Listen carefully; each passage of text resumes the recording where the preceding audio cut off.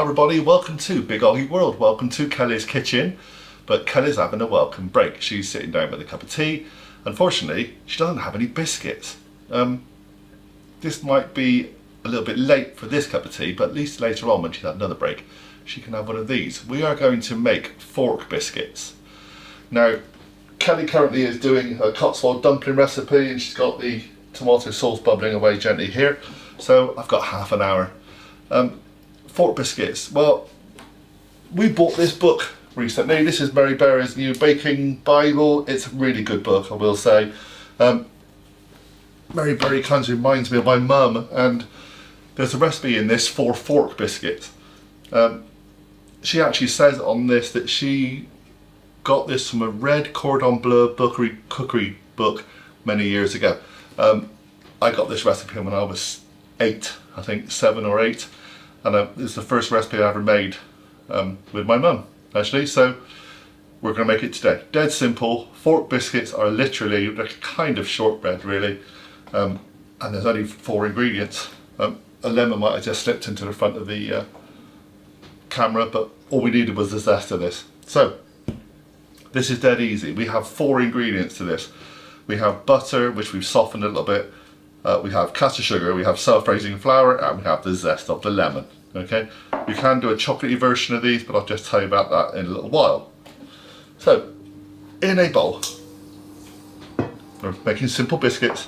The oven is preheating at the moment to 170 fan, 190 conventional. Into the bowl we put the butter. Very old-fashioned way of doing things, this. And the caster sugar. So we are going to do the traditional thing. We are going to cream together butter and sugar. Literally, that means you're going to push it around for a while until it's nice and smooth. So we're going to come back in a while. It takes a few minutes, this. So, just beat together the butter and sugar. Just going to add the lemon zest to this. Chopped, and we continue the mixing up for a while, just so it's well incorporated. Doesn't look like much yet, but it will come together. There we go. So now we add the flour. Now this is 5 ounces of flour, self-raising. If you want to make chocolate versions of these, you don't put the lemon zest in, and you take out half an ounce of the flour. It's in gram, but you'll work that out. Half an ounce of flour, and then you just add half an ounce of cocoa powder instead. So now we're going to mix this all together until we have a dough.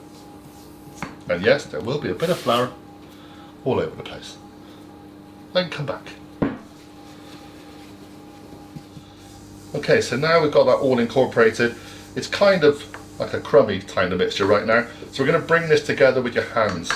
Take it out the spoon, bring it together with our hands now into a ball of dough.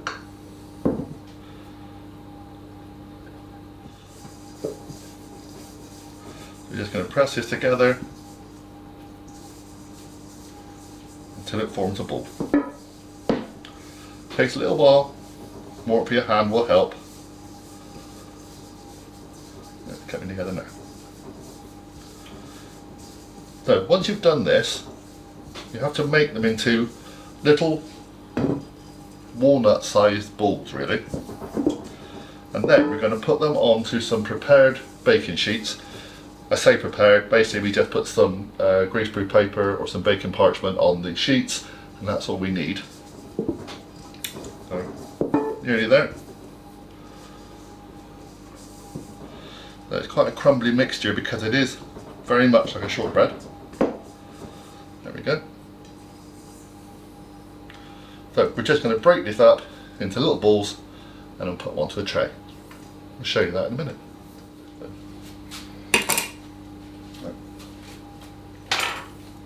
As you can see, Kelly's appeared. That's because I've got a sharp knife in my hand. Honestly, if you have children, always make sure that you have a grown, responsible adult around. I say grown, she's not that grown, but she is a responsible adult. So we need to break this into pieces. The idea is to make 16, but obviously we'll make what we can.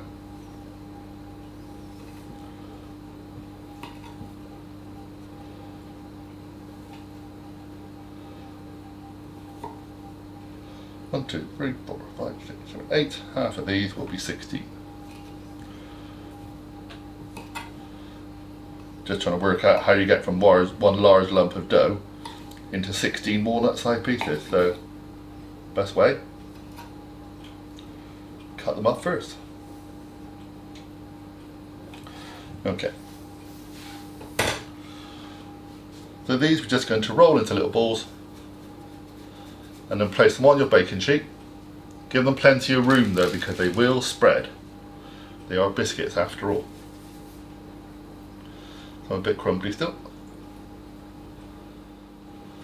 I'll be a bit gentle with this because they are a bit crumbly, so you kind of get them in roundish shapes.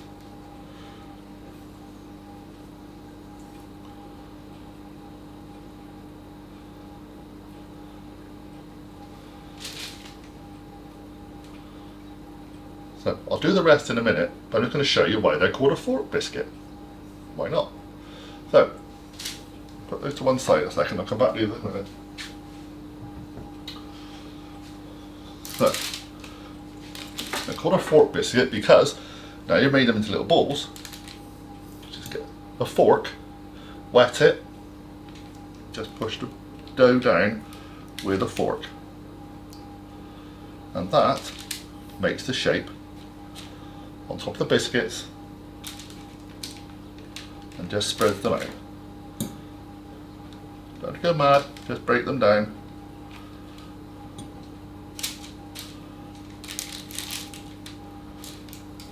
Okay, gonna be a bit rustic, of course, they're homemade. So, there we have the fork biscuit, shaped by hand with a fork. I'm going to put them in the oven for about 15 minutes, just so they're lightly golden, and then they'll be done. And we'll come back and show you what they look like. Kelly can then go grab another cup of tea and tell you what they taste like. Oh yes. There's the cups. Out the way, love, out the way. Come on, they're done, they're done. Bit quicker than 15 minutes. If you're going to want to put it on the table, we're going to need to bring that over.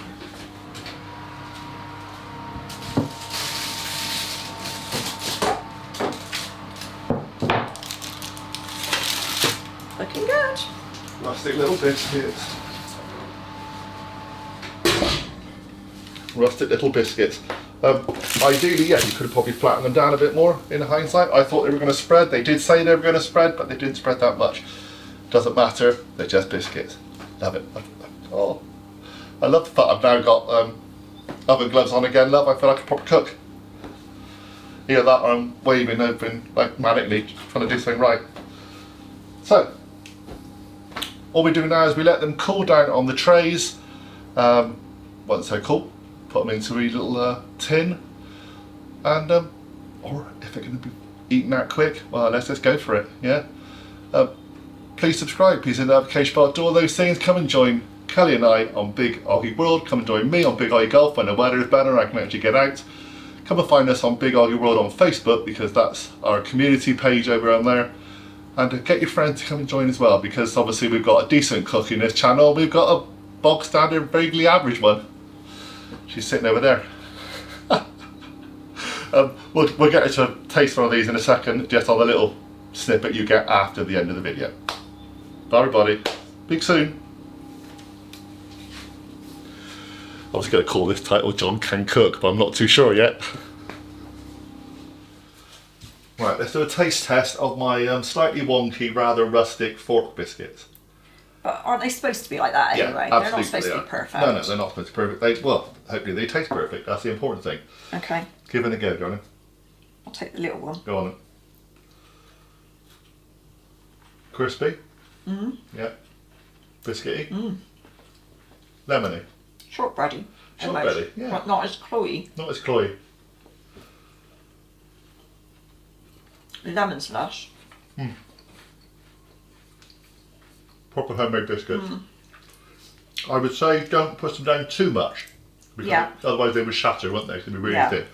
But The lovely. other thing I'd say is they'll absolutely be much better the day you bake them. Yeah, yeah. Because otherwise they'll start going soft. That's why you need to put them in an airtight tin if you're going to Yeah. use them again. But I don't think these will last anyway. Very good. When the kids get in.